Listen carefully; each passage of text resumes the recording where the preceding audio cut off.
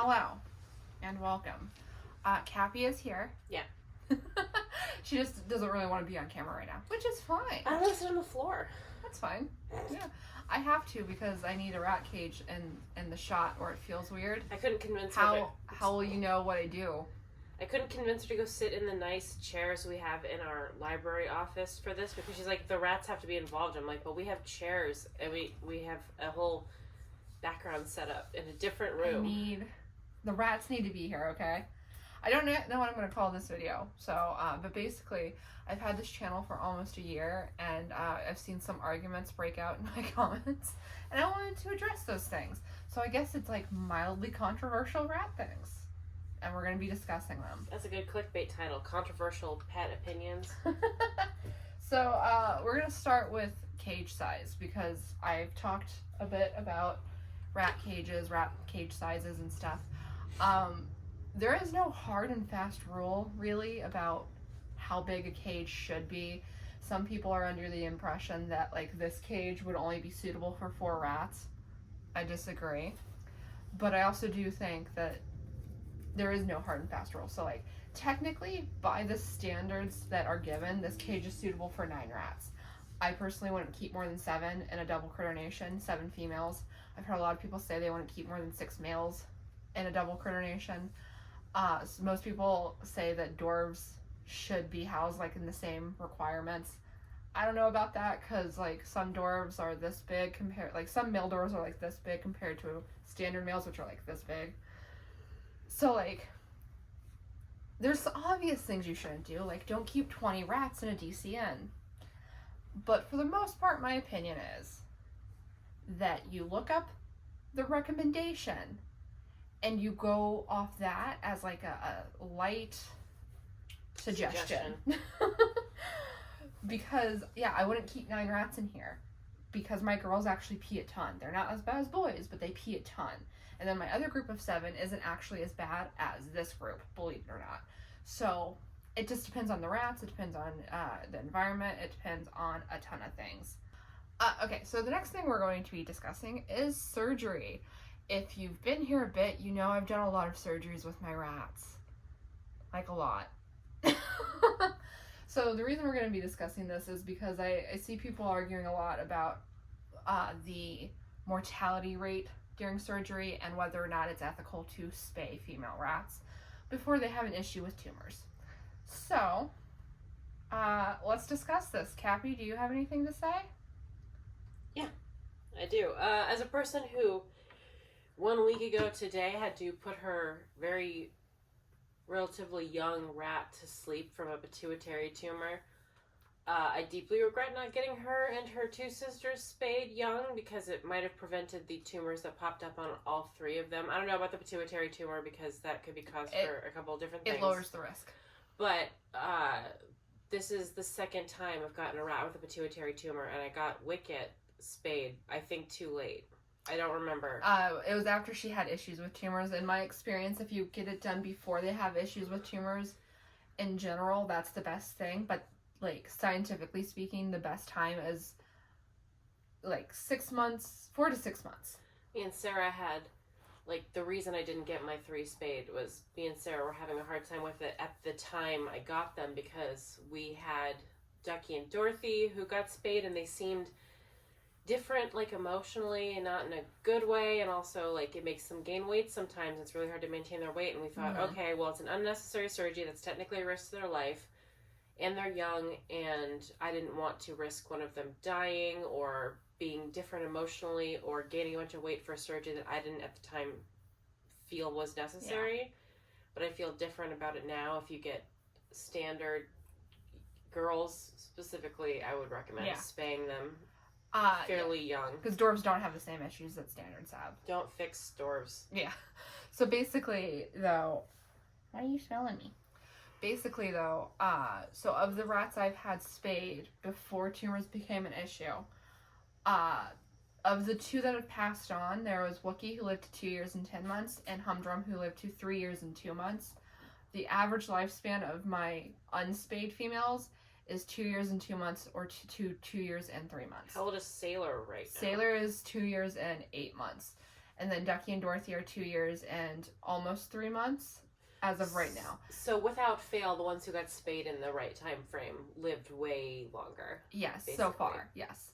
So, like, keep that in mind. And the other thing is, you'll see a lot of people who give statistics on, like, how often rats pass away during surgery. These statistics are typically wrong in my experience. I follow a lot of rescues. I've done a lot of surgeries. It is not as common as people think for a rat to pass away because of or during a surgery.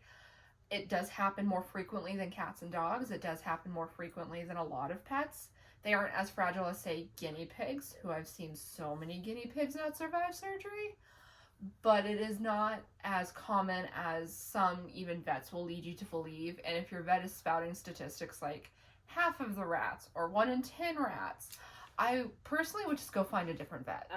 You should say how many you, me, and Kendra have had spayed, which no one has died, but also I would mention how many have had close calls, because we've had close calls. And Spectre most likely had a brain tumor at the time of her spay, which I didn't know about. I wouldn't have done otherwise. And she had mild respiratory issues, and she was fine. So my only close call personally was Foggy, who she kept like having trouble breathing during surgery, and the vet tech seemed pretty calm about it.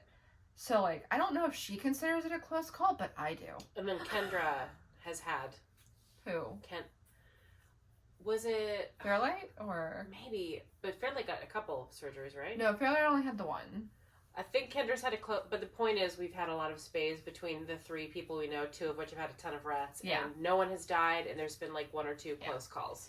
Is it a risk? Yes. Will it happen if you spay enough rats or get surgery on enough rats, whether or not it's elective? Probably. Maybe, but I mean, like, the odds are whatever, but the fact is you bring in a healthy rat, it's probably not going to have, I mean, I guess there's a chance you can get 100 rats spayed and none of them will have any issues, because each rat is like a reset of the statistics. It's not, I have 10 rats, someone's got to die. It's, are they healthy? Are they the right age? Do you have a good vet? Do you have a vet who's been doing it for a couple decades? I highly recommend finding someone who's done it for 20 years.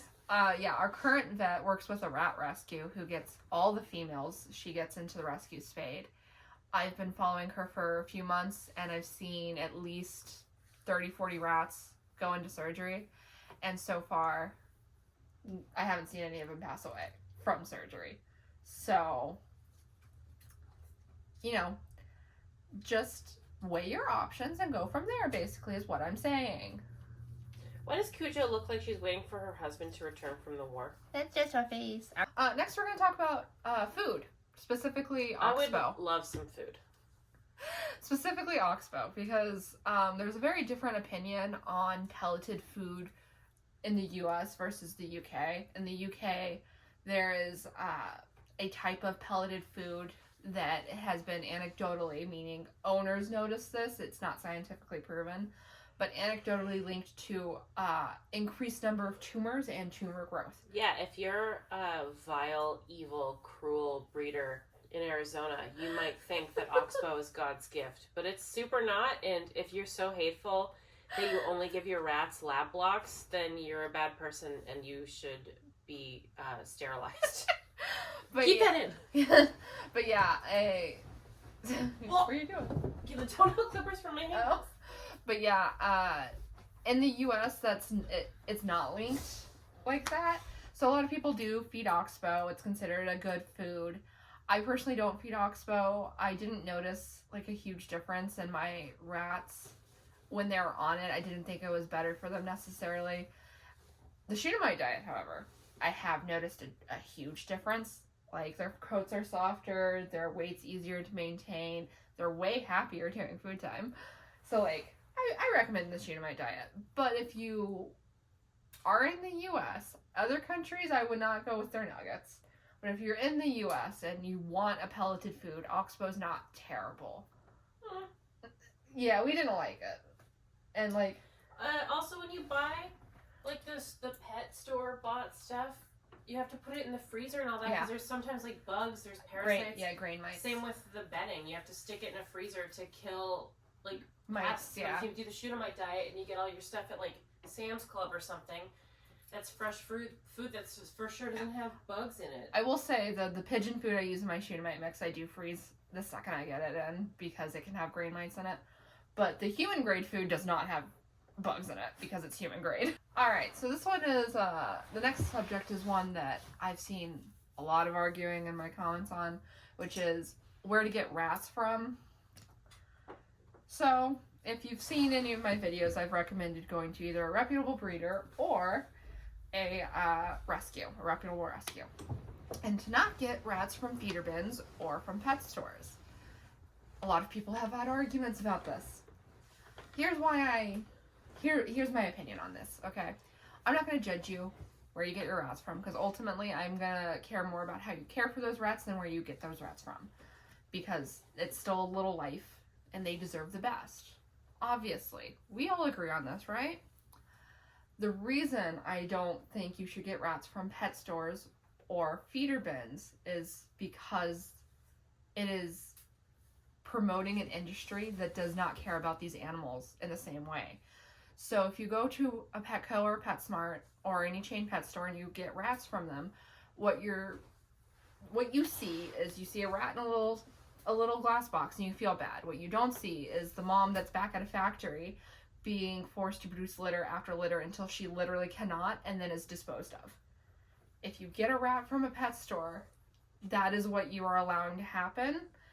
And I know that's harsh.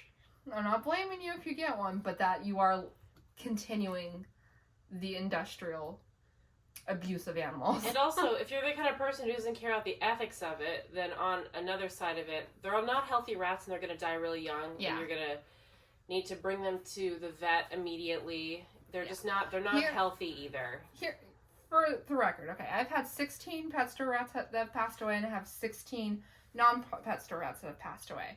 I'm going to pop up the average age of my pet store rats right here, and the average age of my non-pet store rats right here. It's quite a difference. I was there for nearly every single rat Sarah's had because we've known each other since we were kids. So, and it was very tragic having them die at like a year and a half consistently, or sometimes after like a couple months. Or less. I've had 2 baby rats that have passed away on me, so like... It's very hard emotionally. So if you don't care about the ethics of harming animals, which I feel like if you're watching this, you do care, then also know that they're going to be super unhealthy, and it's not even... I know if you go into a pet store and you see a beautiful rat and you want to save it, that's a very beautiful thing to want to do, but know that they are very much not going to be around for very long. Yeah, they consistently have health problems because they are mass produced.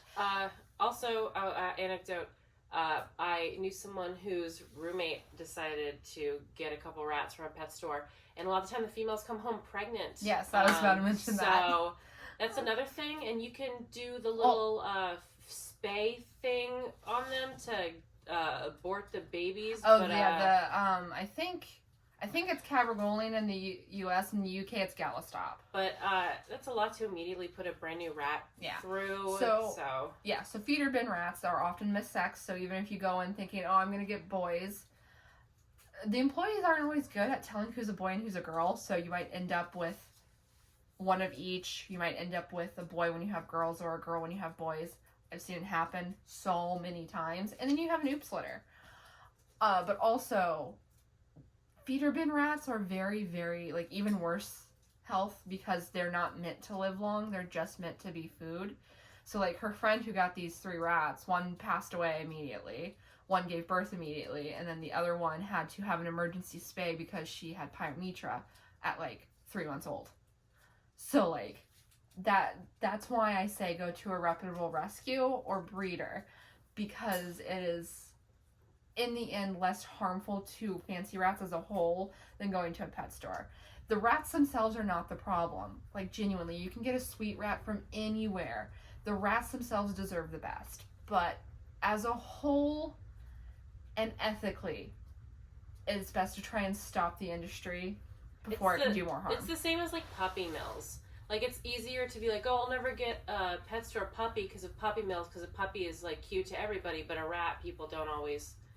value as much because it's a rodent. So just it's the exact same thing. Like it's a puppy mill and a rat mill are identical. Yeah.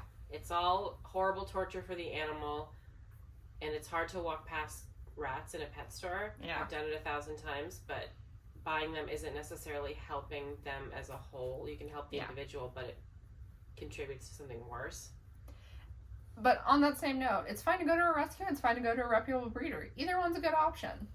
Baby Hex looks so much like Spectre. She does. This one's just a funny one. I had some people telling me that, like, their girls are never cuddly and their boys are super cuddly. It just depends on the rat. like, yeah, my girls are typically very, very cuddly. Even Lockley, which is Cappy's girl, super sweet. If you lean towards her, she'll lick your nose. Yeah, she wants attention all the time. She wants to give you kisses. She wants to be on you. She does not want to be picked up. She's feral emotionally. But yeah, it just depends on the rat. So like, yeah, if you haven't had cuddly girls, I'm sorry. If you have, awesome. Cujo, are you okay? Do you want up there? You can go up there. All right. So this next subject is like this one. Typically, it results in a lot of arguments in rat groups. So are we going to talk about Israel versus Palestine? We're going to talk about lone rats. Mm. So, I don't know if you can see this cage at all. Can they? No? No, not inside. As of right now, Sailor, who was my lone rat, is a decent way into intros with her girls. That'll probably be the next video, is that intro video. So yeah, let's talk about lone rats. If you have a male rat that is attacking other rats, get him neutered. Get him neutered and get him with friends. Sailor, who was my lone girl, was very aggressive for most of her life, and then her sisters passed away, and I had to figure out what to do with her. And part of me was debating whether or not the kindest thing would be to let her go, as in have her euthanized, because I didn't think she was happy. I don't know if I would have been able to do that, but I was debating it. Thankfully, she's currently with 2 other rats right now, and she's okay. I told Sarah no. And Yeah. that I wouldn't let her, Yeah. and that I would take her, and I would run away, and she would never see her again. I think you just have to go on a case-by-case basis, because some rats are going to need to be euthanized for behavioral issues. Some rats, neutering won't work. They're going to bite you constantly. They're going to bite other rats constantly. And at that point, you have to ask how happy and healthy their life is if they're so stressed. Sailor was not that case. So, like, she seemed okay. She seemed a little lonely, but she seemed okay by herself. But I had not given up on finding her friends. She was so hard to bear. She really Jesus was. Christ, I've been watching that girl for like 2.5 years. She is psychotic. And she's snuggling my 2 babies right now. Yeah. So my recommendation is if you have a lone rat, if they're aggressive, get them spayed or neutered. And try to find them friends. If you have to rehome them and there's someone you can trust with them, maybe try that. It's a complicated subject because we can't ask the rats what they want. They don't know how to communicate that to us. And sometimes it takes a long time to find them friends. So, like, you even have people debating, like, well, if it's going to take forever, is the rat really happy? And, like, as far as I'm concerned, never give up. Just keep trying because nothing's going to feel as bad as letting them go before they're ready. So just keep trying with lone rats. I don't think rats should be alone, but I do understand that there's complicated situations and they're animals. They're going to make things harder because that's what animals do. I'm pretty anti putting any healthy animal rat to sleep. Like, because I remember in the beginning you were discussing, like, oh, if Riff Raff and Heidi die before Sailor, there's a chance I'll have to put her to sleep. And I was just like, no, don't ever do that. And I know that we have a little bit of different, because I would never, like, if she was, like, way worse, if her behavior started to get worse, I might have considered it, because, like, if she started to bite me, who she loves me as much as Sailor is capable of loving anything, I would have considered it, because that was always what I was told by people I really, really respect, is, like, never keep a rat alone. It's not okay. It's not ethical. And I have very mixed feelings on it, honestly, because she's happier now. Yes, she's happier with friends. I'm not gonna sugarcoat that. For sure, don't ever get a single rat if you can put them with others, because Yes. there's some people who just adopt one, but like we're talking about behavioral, but like under normal circumstances, don't ever just get one. You should always adopt at least 2 unless they're an adult from a rescue and you have others of your own. Yeah, we're talking more about the behavioral reasons they should be. Because I had some people like concerned about because I mentioned a few times in videos that I might have to put Sailor to sleep, and I don't know if I ever really would have been able to. Admittedly, not physically. I'm not that selfless of an owner. I'm not gonna lie to you. I'm not that selfless of an owner. So like with Sailor, it worked. Currently, it's working out. That rat has pulled some stunts on me, so I'm not willing to say we're out of the woods yet. But like as of right now, I feel pretty good about where she is. But yeah, I think you just have to go by a case by case basis. Not all rats are the same. Not all situations are the same. And I think the best thing you can do is just not be too hard on people when you're not in that situation with them. You know what I mean? So. I don't know if you have this topic on your page, but I have gotten cheesed off pretty bad over some personal attacks I've seen on TikTok about the weight of rats. I saw this girl stitch someone else so that she can rip on her for her rats being overweight. So she let all of her followers pile onto this lady who was just doing a cute little video, and there were boys, and they weren't that overweight in my opinion, but I see a lot of people being absolutely psychotic about the weight of your rats, and also not taking into consideration that sometimes you can't help it, because I worry all the time that I'm going to get in trouble for Grant, who has been on a measured diet for most of her life. She's pretty chunky. She cannot lose the weight. We can't. We've tried. We can't do it. I don't know if that's on there, but that's the one that gets me heated, because I don't like when people call out specific people and send their followers off to attack them over weight when you have absolutely no idea what that rat situation is. I do in general think that obviously it's best to keep your animal at a healthy weight because it's better for them.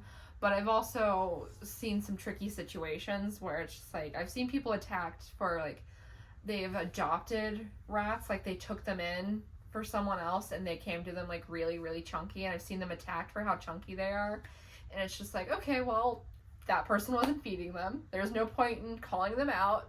So like, Sailor and Grant are big girls. Yeah. Very big. But Sailor is also just a large rat for a girl. So like a healthy weight for Sailor is like 500 grams. The only rats that have not been on a measured diet their whole life are mine, because I was doing it and I wasn't measuring precisely, but I was still like giving them around what they should have. And like Wicket had a weight problem, like Lockley and Spectre didn't really, but Grant hasn't. Wicket only had a weight problem after she was spayed. Right. But like, you can't always control it, so also go easy on yourself, but basically don't ever publicly call someone out. Definitely try to keep their weight down, but if you're having trouble with it, understand that we know that it might not be anything you're doing. Grant lost a bunch of weight after she got spayed because they removed it from her body. Yeah. But like, I don't give them that many treats, and she just gains weight. So I don't. Some rats are just more prone to it. Yeah, some rats are just more prone to it. Yeah, Grant. We got her. She was 93 grams, I believe. No, she was 86 grams. She was very tiny. She was very, very, very small. She had a belly though. And she had a belly, and as she grew, I'll try and find you a picture. Okay. And as she grew, the belly just grew with her. Like even as a baby, like baby rats shouldn't be fat. Grant was fat. She was so beautiful. She still is. Her face. I'm gonna find you something to insert here so that everyone can see the majesty that is her little Homer Simpson belly. All right, and lastly, we're going to be talking about vet recommendations, as in things your vet tells you to do or advice they give you. And the reason we're going to be talking about this is because I see so many times people saying, well, my vet told me to do this or my vet told me to do that, as a basically stopgap to arguments. Your vet does not know husbandry. They know medicine. So, like, sometimes your vet tells you not to give a certain kind of food that's fine, or tells you to give them something that is not fine. Sometimes they tell you to use a certain kind of bedding. I've seen so many people be like, well, my vet told me to use fleece. Fleece is not good for rats. Don't use fleece. you have to keep in mind, an exotics vet's not like a cat or a dog vet. Like a cat and dog vet, they have 2 animals that they see daily that they are going to be experts in. An exotics vet sees all kinds of rodents, all kinds of reptiles, amphibians, birds, rabbits. Like, they see a lot of various animals. They cannot be an expert in the husbandry of every single animal they see. They can't even be an expert in the medicine for every single animal they see.